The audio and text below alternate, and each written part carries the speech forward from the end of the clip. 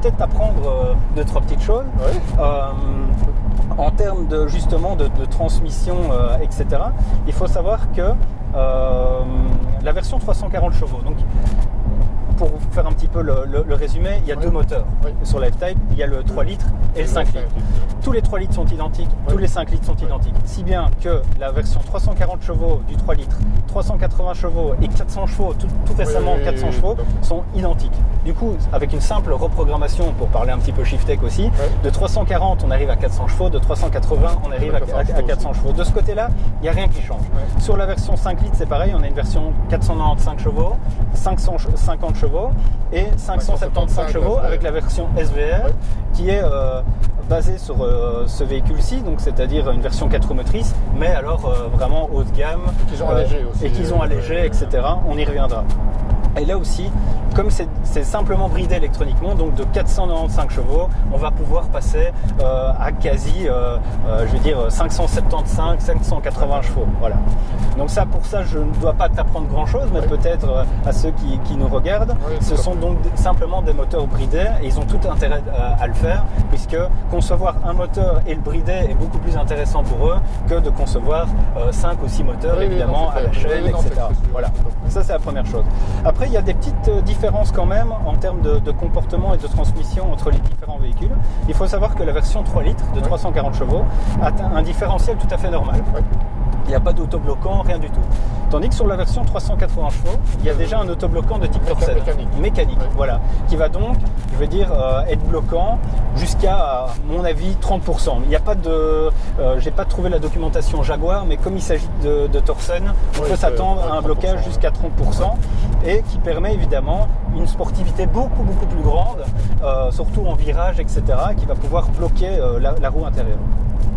Sur d'autres versions, dont cette version-ci, on a un composant supplémentaire développé par GKN qui est le torque vectoring et qui va permettre d'accélérer la roue extérieure pour gagner évidemment en grip et être vraiment projeté à l'intérieur du virage et ce qui va donner un dynamisme supplémentaire. Voilà.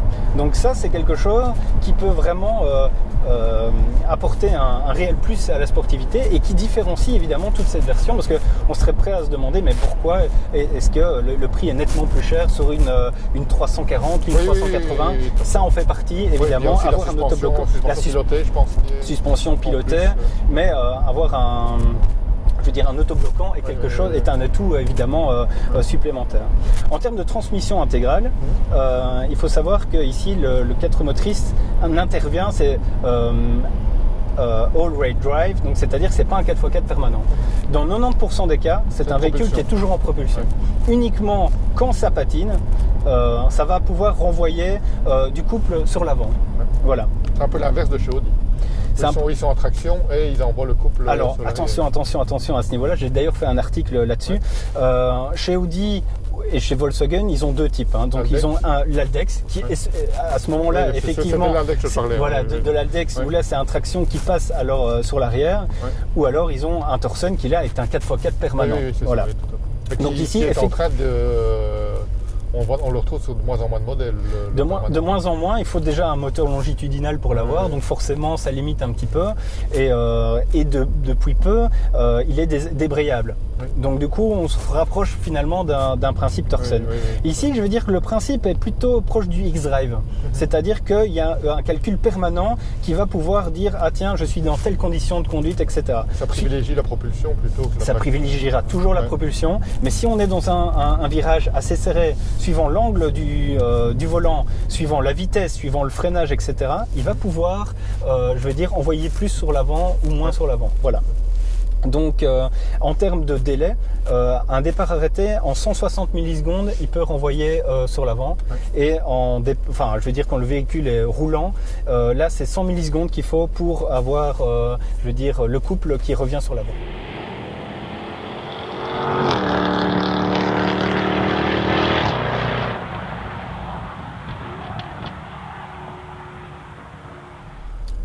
Et donc par rapport à ce véhicule, si c'est à refaire, tu re-signes le même véhicule? Si c'est à refaire, oui, vraiment oui, parce que voilà, il y a beaucoup plus d'avantages que d'inconvénients. Hein. En tant que préparateur, forcément, je m'évite le doigt sur certains défauts. Mais comme je le disais, hein, ce véhicule a une âme et c'est vraiment ce que je recherche dans ce véhicule. Lorsque je prends ce véhicule, je veux être vraiment tout à fait à l'aise. Il y a cette souplesse avec le véhicule. Et ça, c'est vraiment très agréable. Cette boîte 8 est vraiment exceptionnelle également en termes de plaisir, d'agrément. Ça donne vraiment, voilà, elle est tout à fait bien accouplée avec ce véhicule. Et oui, tout à fait, je reprendrai le même véhicule, pas plus, et certainement pas la version SVR, qui est donc la version haut de gamme de ce véhicule, allégé, hein, surtout au niveau des trains roulants, etc., et qui permet, je veux dire, des performances encore meilleures. Mais bon, pour reprendre une partie de la SVR, parce qu'ils ont, je veux dire, ils ont quand même fait, ils ont fait pas mal de choses. J'ai repris le soft de la SVR au niveau de la boîte, mais également au niveau moteur, et je l'ai appliqué à ce véhicule-ci, si bien que je me retrouve avec les performances de la SVR sans avoir évidemment son châssis, ni devoir. La ligne en titane, je pense que la ligne en titane. Voilà, oui, tout à fait. Elle est allégée vraiment de tous les côtés, et voilà, sans avoir devoir débourser, je veux dire. Toutes ces options et cette différence, j'ai l'agrément moteur en tout cas et les performances de la SVR. Je me suis laissé dire qu'une AMG GT te ferait de l'œil. Oui, je pense que, je ne vais pas dire la suite logique, mais si on veut rester dans cette gamme-ci de véhicules, c'est-à-dire biplace, je vais dire sportif, etc., avec du caractère, et j'entends un V8 ou un moteur qui a aussi une âme. Pour moi, la suite logique serait de passer à une AMG GT, et c'est vrai que pourquoi pas plus tard, voilà, j'attends évidemment de bien profiter de ce véhicule-ci et de m'en être quelque part lassé. C'est pas mon véhicule de tous les jours non plus, donc j'ai pas toujours l'occasion de conduire, et puis je le redécouvre à chaque fois que je redémarre le véhicule. Tant que je me lasse pas de tout ça, à ce moment-là, je resterai avec ce véhicule. Mais effectivement, l'AMG GT est un superbe véhicule, vous avez eu l'occasion de la présenter, et voilà, c'est quelque chose. Le V8 AMG est assez unique au niveau de la sonorité.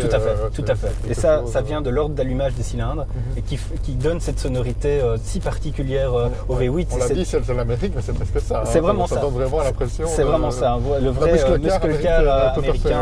Oui, voilà. Bien voilà, on arrive au terme de cet essai. Oui. Donc François, je te remercie pour l'accueil. Grand plaisir, et merci à toi pour cet essai également. Et donc, on va parler un petit peu d'un concours. Je pense que on va organiser conjointement un concours.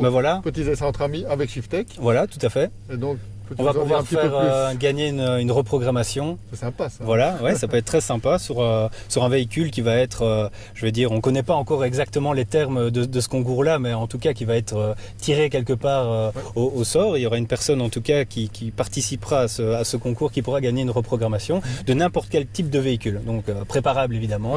Donc ça peut partir de la Fiat 500 à la Ferrari. Ce sera tout à fait possible. Voilà. Okay. Et donc pour les modalités du concours, vous les retrouvez sur la page Facebook de Shiftech et sur ta page Facebook de Petits Essais entre amis. On fera le partage, mais les réponses au concours, les commentaires, les partages, faites-le de la page Shiftech, c'est important puisqu'on va centraliser toutes les informations. Voilà, donc toutes ces informations seront là sur la page Facebook de Shiftech. Et donc, vous allez voir l'adresse qui va s'afficher sur votre écran. Nous, on tape Shiftech dans Facebook, on la retrouve.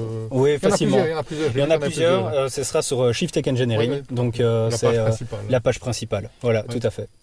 Bon, ok, un grand merci. Un grand merci à toi. Et au revoir à tout le monde. Au revoir.